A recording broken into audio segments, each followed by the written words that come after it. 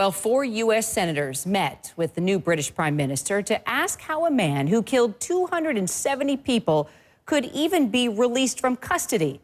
New Jersey Senator Robert Menendez was at that meeting. He joins us live from Washington, D.C. So, Senator, what's the reality check here? Everybody wants to see this guy go behind bars, except for those that were on the tarmac cheering his release. Is there any possibility for you or even Cameron to put this guy back behind bars? Well, look, it's going to be tough, but we're not going to be satisfied unless we try and see if it's possible. You know, if we can create enough pressure here where the Libyans who say they want to rejoin the family of nations that are fighting terrorism and are on the right side get the type of pressure that says you don't show that by having someone who killed 189 Americans, 38 from my home state of New Jersey, celebrate in the lap of luxury and freedom, then maybe we can get al-Megrahi back into a prison. Maybe it might be a Libyan prison at the end of the day. But we need to try, and we also need to have the facts to know exactly how this wrong decision that the Prime Minister himself recognizes took place. Is it impossible to even hold the doctors accountable, this so-called panel that allegedly diagnosed him? Is it possible to hold them accountable and have them go back, make another diagnosis? I mean, is that even a reality? Could that even happen?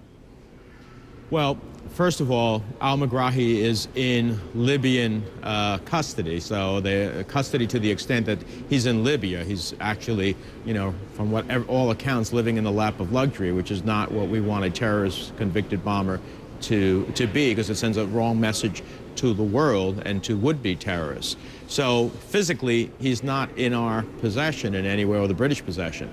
But getting to the information as to how could the doctors have gotten it so wrong?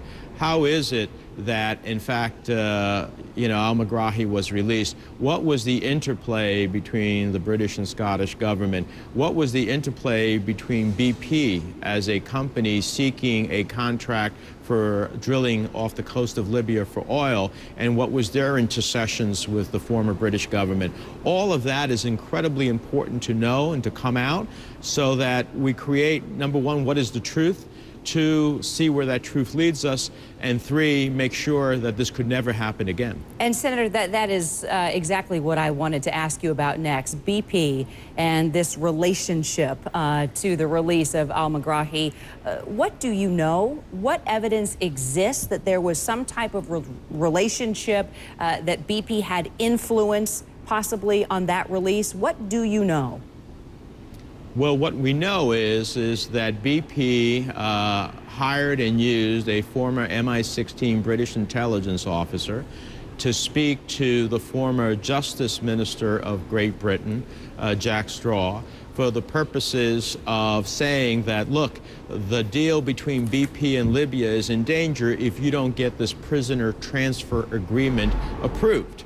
Now, it is hard to believe, and that Jack Straw ultimately told the Scottish government that al-Megrahi could be included in that prisoner transfer agreement. Now, although the Scottish government ultimately didn't choose to use that, but their compassionate provisions for releasing a prisoner as the basis under which they released al-Megrahi, you've got to wonder, you know, of all those, whatever prisoners there were, that the prize for the Libyans was al-Megrahi. And so all of these connections, whether BP was actually advocating for the release of al-Megrahi in order to ensure that it got the contract, you know, that's an issue that we need to know as well.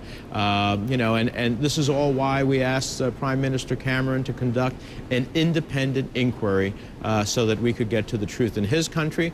And next week we will have a hearing in the Senate Foreign Relations Committee. We'll try to see what witnesses are willing to come forth and do our own efforts at trying to arrive at what that truth is.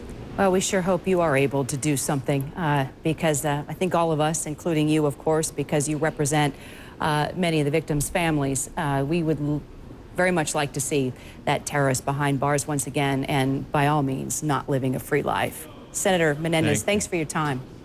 Thank you.